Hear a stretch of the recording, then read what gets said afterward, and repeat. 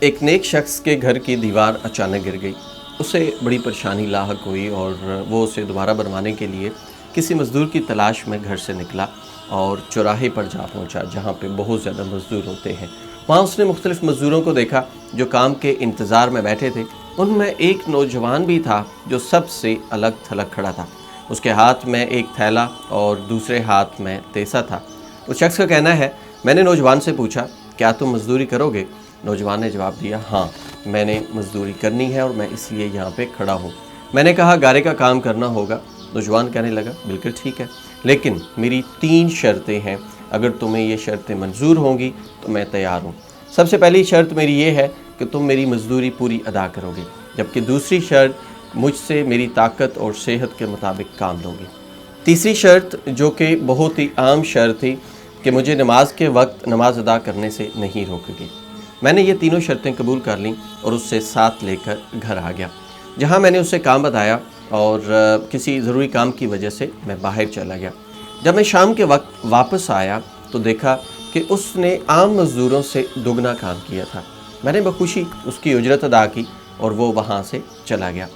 دوسرے دن میں اس نوجوان کی تلاش میں دوبارہ اس چوراہے پر گیا، لیکن مجھے وہ شخص وہاں پر نظر نہیں آیا۔ میں نے دوسرے مزدوروں سے اس کے بارے میں دریافت کیا تو انہوں نے بتایا کہ وہ ہفتے میں صرف 1 دن مزدوری کرتا ہے۔ یہ سن کر میں سمجھ گیا کہ وہ عام مزدور نہیں بلکہ کوئی بڑا آدمی ہے۔ میں نے ان سے اس کا پتہ معلوم کیا اور اس جگہ پہنچا جہاں وہ رہتا تھا۔ میں کیا دیکھتا ہوں کہ وہ نوجوان زمین پر لیٹا ہوا تھا، اسے سخت بخار تھا۔ میں نے اسے کہا، میرے بھائی، تو یہاں اجنبی ہے، تنہا ہے اور پھر بیمار بھی ہے۔ اگر پسند کرو تو میرے ساتھ میرے گھر چلو اور مجھے اپنی خدمت کا موقع دو۔ اس نے انکار کیا لیکن میں مسلسل اصرار کرتا رہا اور میرے مسلسل اصرار کرنے پر وہ مان گیا، لیکن ایک شرط رکھی کہ مجھ سے کھانے کی کوئی شے نہیں لے گا۔ میں نے اس کی یہ شرط منظور کر لی اور اس سے اپنے ساتھ اپنے گھر لے آیا۔ وہ 3 دن میرے گھر میں قیام پذیر رہا، لیکن اس نے نہ تو کسی چیز کا مطالبہ کیا اور نہ ہی کوئی چیز لے کر کھائی۔ چوتھے روز اس کے بخار میں شدت آ گئی تو اس نے مجھے اپنے پاس بلایا اور کہنے لگا، میرے بھائی، لگتا ہے اب میرا آخری وقت آ گیا ہے، لہٰذا جب میں مر جاؤں تو میری اس وصیت پر عمل کرنا۔ وہ وصیت کیا تھی کہ جب میری روح جسم سے نکل جائے تو میرے گلے میں رسی ڈالنا اور گھسیٹتے ہوئے باہر لے جانا اور اپنے گھر کے ارد گرد چکر لگوانا اور یہ صدا دینا کہ لوگوں دیکھ لو، اپنے رب تعالیٰ کی نافرمانی کرنے والوں کا یہ حشر ہوتا ہے۔ شاید اس طرح میرا رب عز و جل مجھے معاف کر دے۔ جب تم مجھے غسل دے چکو تو مجھے انہی کپڑوں میں دفن کر دینا، پھر بغداد میں جانا خلیفہ ہارون رشید کے پاس اور یہ قرآن مجید اور انگوٹھی انہیں دینا، اور میرا یہ پیغام بھی دینا کہ اللہ عز و جل سے ڈرو، کہیں ایسا نہ ہو کہ غفلت اور نشے کی حالت میں موت آ جائے اور بعد میں پچھتانا پڑے، لیکن پھر اس سے کچھ حاصل نہ ہوگا۔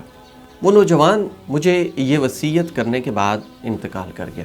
میں اس کی موت کے بعد کافی دیر تک آنسو بہاتا رہا اور غمزدہ رہا۔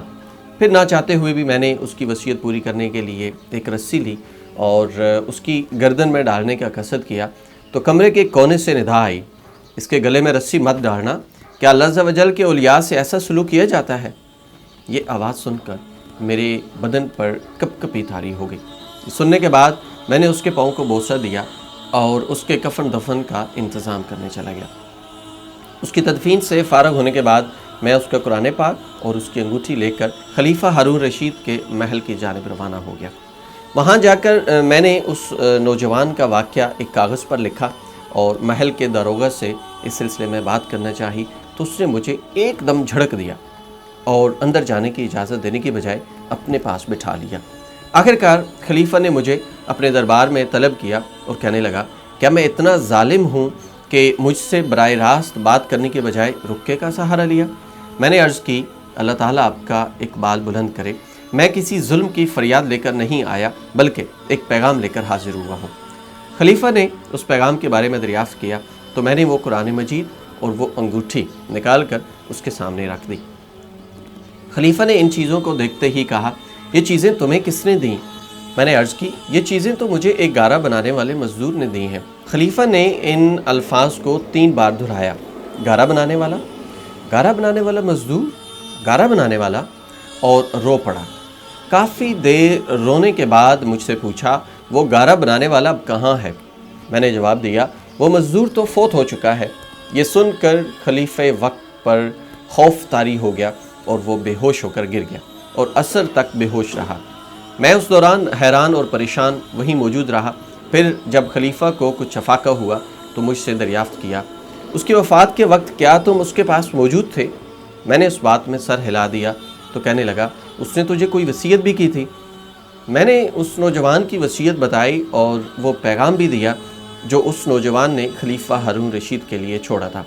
جب خلیفہ نے یہ ساری باتیں سنی تو وہ غمگین ہو گیا اور اپنے سر سے عمامہ اتار دیا اور اپنے کپڑے چاک کر ڈالے اور کہنے لگا اے مجھے نصیحت کرنے والے، اے میرے زاہد و پارسا، اے میرے شفیق۔ اس طرح کے بہت سے القابات خلیفہ نے اس مرنے والے نوجوان کو دیے اور مسلسل آنسو بہاتا رہا۔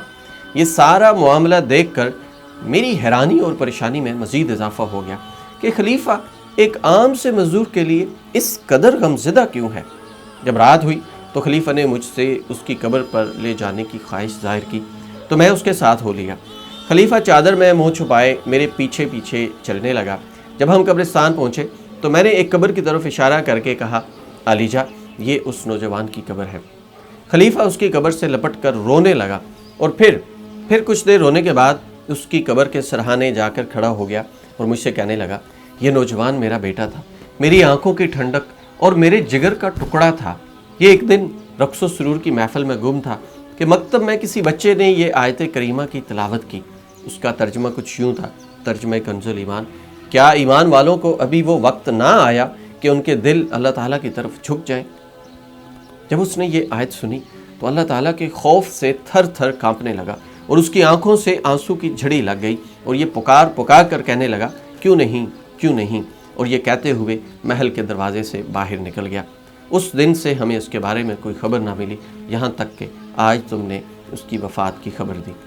خواتین و حضرات، اللہ تعالیٰ ہمیں نیکیاں کرنے، دوسروں کو نیکی کی دعوت دینے، خود گناہوں سے بچنے اور دوسروں کو بچانے کی توفیق عطا فرمائے، اور اس ماہ مبارک میں، رمضان المبارک میں، ہمیں خوب نیکیاں کرنے کی توفیق عطا فرمائے۔